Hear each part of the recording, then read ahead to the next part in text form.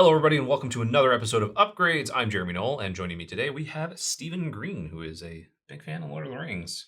A little bit. And we are going to be talking about one of the Lord of the Rings Tales of Middle-earth Commander decks, Elven Council. So this is a blue-green deck that is all about the elves. I hope.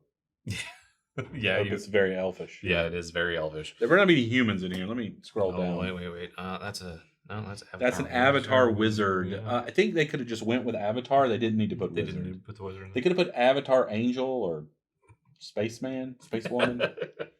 This is Steven hitting you early with the lore of Lord of the Rings. So first off, the face commander for this deck is Galadriel, Elven Queen. It's 2 green blue, 4/5 Elf Noble, Will of the Council. At the beginning of combat on your turn, if another elf entered the battlefield under your control this turn, starting with you, each player votes for Dominion or Guidance. If Dominion gets more votes, the ring tempts you, then you put a +1/+1 counter on your ring bearer. If Guidance gets more votes or the vote is tied, draw a card. Solid. Yeah. Solid. You get a little bit of choice there. Seems pretty good. You know, I like this. I like getting the will of the council for things you're going to be doing already. You're going to be casting. You're going to be having elves enter the battlefield. Yeah. And then you got generic 1/1 counters, which is fine. Yeah. Or you sway the vote and you draw some cards. You know? Yeah. So that is the face card. The other is Gandalf, Westward Voyager, which is 3 green blue for a 5/5 Avatar Wizard. Whenever you cast a spell with mana value 5 or greater, each opponent reveals the top card of their library. If any of those cards share a card type with that spell, copy the spell. You may choose new targets for the copy, and each opponent draws a card. Otherwise, you draw a card. It's a interesting. lot. Yeah, it's interesting. That's a lot. It's a little bit of a parlay. Well, there are some cards in Magic that make everyone play with the top card of their deck. That is true. That is true. And so then you cast what you see cast what you to want. get them all. Yeah. Or I guess copies. You don't get them. Yeah. But, they get those cards. Yeah. Because they go back into there. They get to draw those cards. The thing with me is I'm not always a huge fan of just copying creatures like on the stack because I need another copy of the card to represent it, you know? And the cards that copy anything, they always get me a little bit. I get in the game and I'm like, I don't have a second Titan to put into. I only have this one, but now I have another one and it's the same card. So certainly could be very powerful, you know, depending on if you could manipulate the top cards of the libraries so that you're always like hitting 2 spells. Like I think this one's interesting. I think it'll be really interesting on its own. I did put a note in my notes here that there's only 17 cards in this deck that trigger it.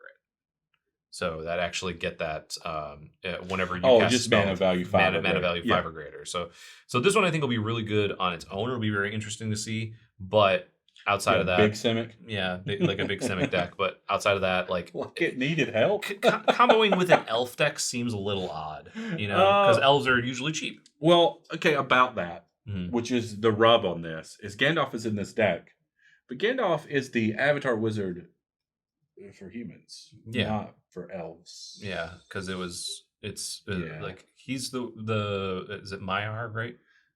Yeah, something like that. Yeah, he's the space person for humans. Yeah, and then as you learn, the wizards are each like Radagast is the creatures. Woodland creatures. I believe they said is that Saruman was the first one for humans, but when he gets bad, it goes to Gandalf.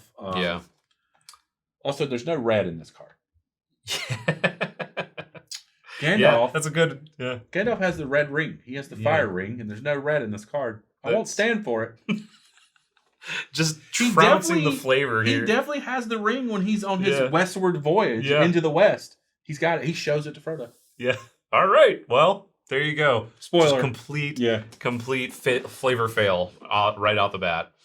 So we're going to go over a couple of the new cards that are in the deck. There are actually 25 new cards in this deck alone. Most of the other kind of decks that come with other regular sets during the year nowadays have like 5 to 10 new cards per deck. These ones, they went all out. This one has 25 new cards in it. I put in here the ring. This one has the. Now that's good. Not the one ring, just the reminder. That's good because there are 2 face cards with rings. Exactly. Since Galadriel has one and Gandalf has one. So you want to the make ring sure. is very important here. Yeah. So this one with Galadriel especially, the ring tempts you, so we want to make sure to include that. I wanted to make sure I had the note of what all the different abilities are. But yeah, the ring is a very cool new piece of, Yeah. The best part about it is it's perforated, so you get to tear off. It's really cool. The ring, and then you have a little reminder text menu down here while you put the ring on your ring bearer. Yeah, it's awesome. It's very cool. I kudos to whoever at WotC got that worked out because that was fantastic. I love that. Yeah. So our first one, new card that we're looking at is Aristor of the Council. It's 1 green-blue, 2/4, legendary creature, Elf Noble. Whenever players finish voting, each opponent who voted for a choice you voted for creates a treasure token. You scry X, where X is the number of opponents who voted for the choice you didn't vote for, and then draw a card. Whatever. Yeah. Whatever. It's wild. If you're playing a voting deck, which this one actually has a lot of votes in it. You know what? I haven't really delved into like a voting deck where the whole thing's about voting. Yeah.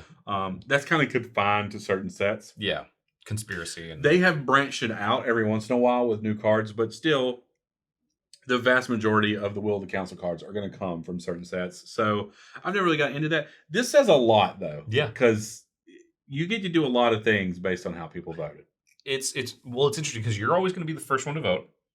So if you have this out, other people get things based on if they vote with you, they get that treasure. And if they don't vote with you, you get to scry, and then you also get to draw a card. Yeah, it's every time you vote, you get to draw a card. That's good. Every time you vote, you get to draw a card. That's good. I think that's that line of text right there is really. Now, unfortunately, no, it's just good. It's just good. All right, as we were talking about, I keep getting the wizards. Yeah. The next card is Radagast, Wizard of the Wild, which is 2 green-blue. Now, I take issue with this card. Mm-hmm. Because Radagast the brown. Yeah. So he should be colorless. He should be an artifact. Yeah, I think you can't do that, but and not have it in a retro frame. Yeah, there we go. Retro frame would have done it. So Radagast is a 3/5 for 4. It has Ward 1, and as we were talking early, lore-wise, beasts and birds you control have Ward 1, which is good. Whenever you cast a spell with mana value 5 or greater, choose one. Create a 3/3 beast or create a 2/2 bird creature with flying. That's just a cool card. Yeah. It does seem kind of win more. A little bit, yeah. Like I'm casting 5 mana spells. And by the time you get to the point of the 5. A 3/3 or 2/2. Like you're going to be ramping a little bit. This one does cost 4 on its own. Yeah. So it's kind of interesting that it's like, by the time you got this out on turn 3 or 4, your next couple of spells, as long as you're not playing a bunch of little spells in a row, which as an Elves deck is kind of, around the same thing. But if you're playing those big spells, you're going to be getting those, and then those creatures have ward, just a little bit of extra protection there. So. Our next one is Certain the Shipwright. It is 3 green-blue, 3/4, legendary creature, Elf Noble, has Vigilance and Secret Counsel. I hate this. I know you hate this so. Steven hates any sort of secrets. No secrets. No surprises. Yeah. And this is whenever Certain the Shipwright enters the battlefield or attacks, each player secretly votes for a player. Then those votes are revealed. Each player draws a card for each vote they received, and each player who received no votes may put a permanent card from their hand onto the battlefield. This is a very dangerous card. Oh, I like it. Yeah, it's just very dangerous because someone may not be doing anything. And we gave them votes to draw cards, but maybe we just don't like them. Yeah. And then they put a comma in play. They're not doing anything. They're just like, oh man, I missed my land drop. And you're like, maybe I want to vote for them just to give them an extra card, but maybe I just don't want to. And then the Balrog of Moria. Yeah. And then you're just like, they're not doing much. I'm not gonna vote for them. I'm gonna vote for me. And then this person's like, I want to see if I can get that card into play, so I'm gonna vote for that person. Nobody voted for me. I get Balrog to play. Something crazy like that. This one's very interesting. I like Secret Counsel a lot. Yeah, that card feels kind of dangerous. It's for you. Like you're the one playing it, and it's still dangerous. It's a dangerous game to play. I mean, technically, it could work out for you because if you don't vote for yourself and you have the card, there's a chance no one else votes for you because they don't want you to draw cards. And then same scenario, we put a comma in play. Yeah, you put something silly into play in your green-blue deck. Yep. All right, next card we have is the Song of Arendelle, which is 3 green-blue. It is a saga.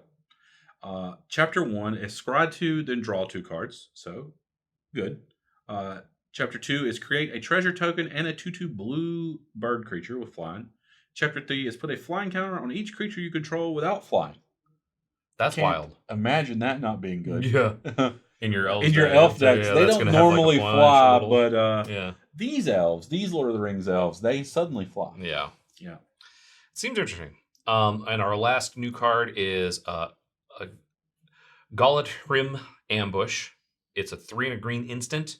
Create X 1/1 green elf warrior creature tokens, where X is the number of attacking creatures, and prevent all combat damage that would be dealt this turn by non-elf creatures. Interesting card they reprinted here. Yeah. Because the first of its kind is also from a commander deck. Yep. It's called Arachnogenesis. Yep. Which, funny enough, not really in this video. Arachnogenesis has spiked in price because of Shelob. That's an interesting card. It costs 1 more than Arachnogenesis, but it pretty much does the same thing. You get the number of elves equal to the attackers, and they deal damage. Yes. And the non-elves don't deal damage. Yep. The only thing I have to say about the difference between elves and spiders, elves generally get bigger when you get them together. Yeah, you've got a lot of when you get about 4 or 5 lords. elves out, there's usually a lot of +1/+1 going on there. Mm-hmm. So you could be putting in 6/6s or 5/5s. You know, someone attacks you with 5 creatures, and then you put 25 power in play, and their creatures don't do any damage. This is a great card. Yeah. I think this is going to be one of the better cards out of this deck. I wouldn't be surprised if, we look down 2 years, this is $20, $25. So, great card. Yeah. I like this one quite a bit. All right, now we're going to talk about a few cards to add to the deck that are under $5. We usually try and do 5 cards under $5. This one's an elf deck, and it's pretty straightforward. So there are going to be a couple of very obvious choices here, and a couple that are just kind of interesting. So our first one is Solana Ledgewalker. It's a 1 and a green 1/1. It has hexproof, and it can't be blocked except by creatures with flying. It is an elf rogue, so it fits the theme. It's hexproof. It can't be blocked. But it can also maybe carry a ring.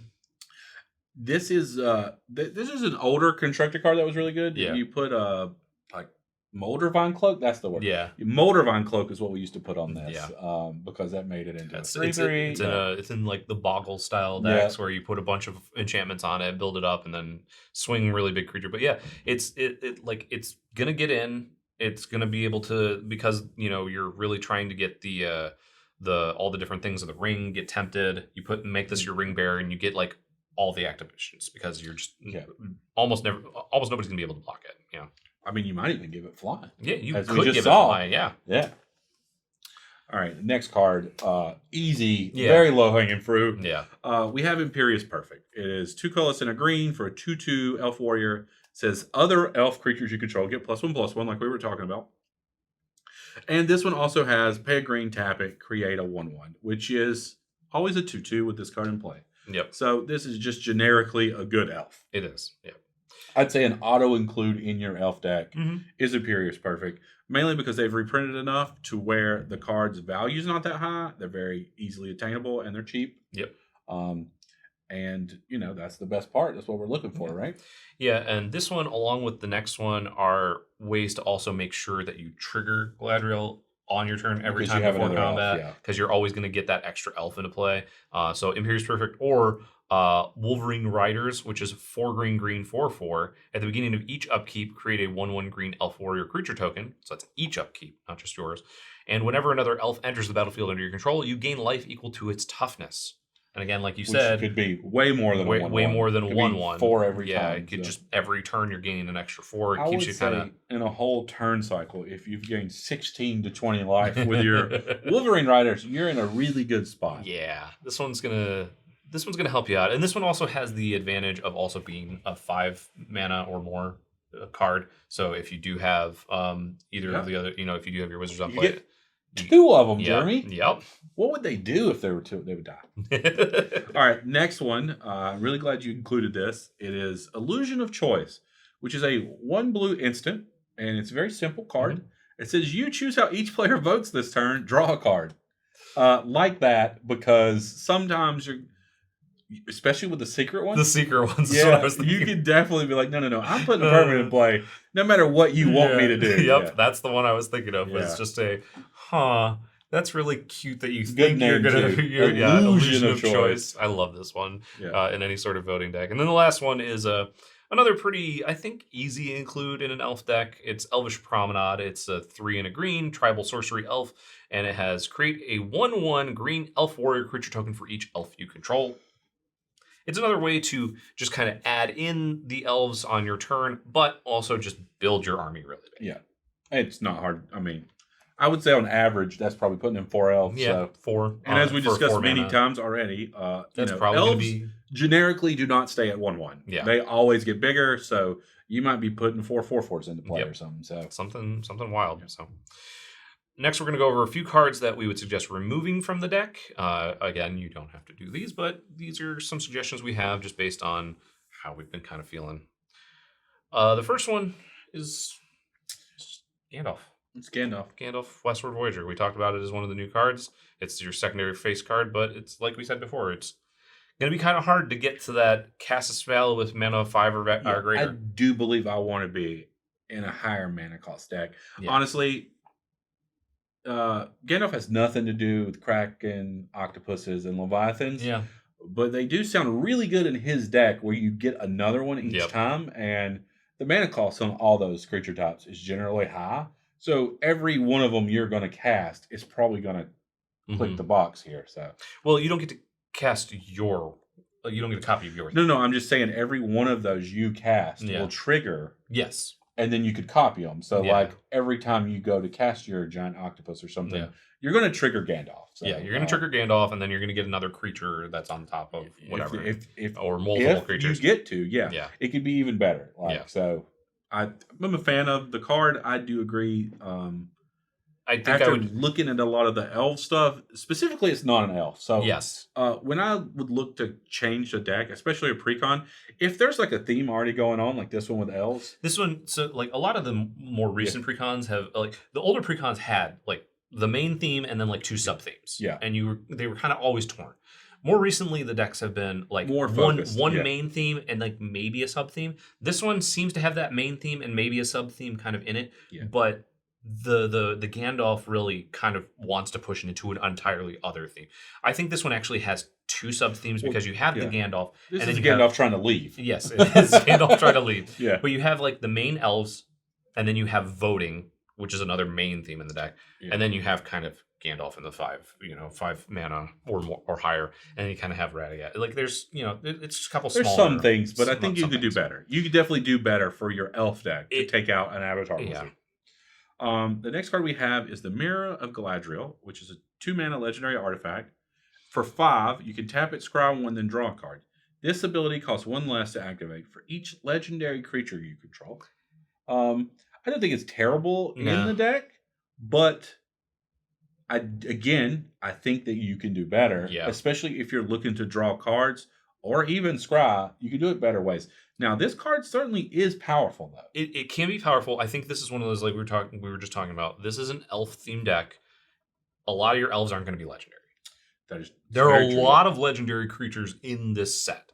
There's like 80 something in the main set. There's a bunch extras in all of the commander decks. And so this one will be able to just be tap, scry 1, draw a card, like a lot of the time. But in this deck specifically, I think you're going to be focused more on those elves that are non-legendaries. So you're just not going to you're going to be end up paying, and I think paying like 1 is okay.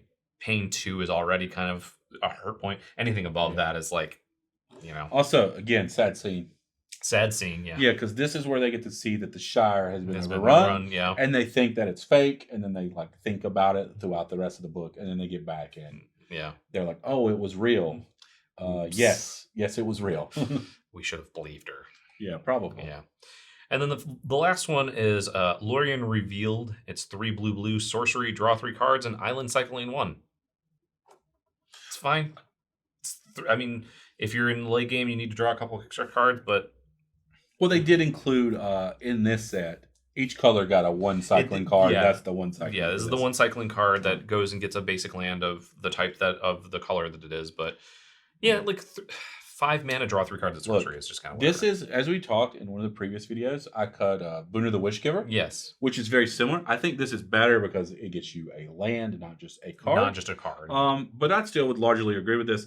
5 mana to draw 3 cards is not that good. That is, well, it's a common. That's literally the power level of a common. From the main set. Yeah. I don't, if you kept it in because of island cycles, I think that's fine.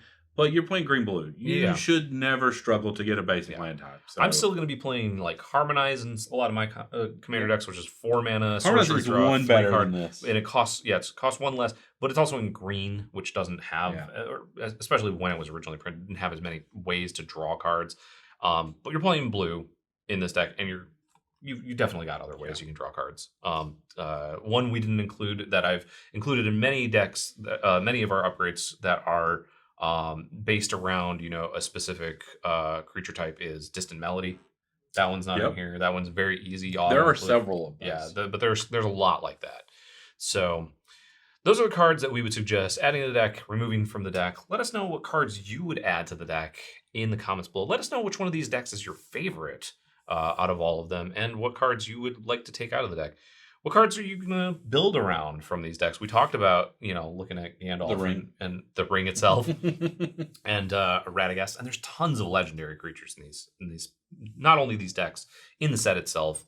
Let us know which ones you are going to plan on building around, because there's a lot. There's really cool stuff going on. So make sure to also comment or like, share, subscribe, binge, and hit that bell to get notified of new episodes of Upgrades. Thank you so much, Steven, for joining me. We will see you next time.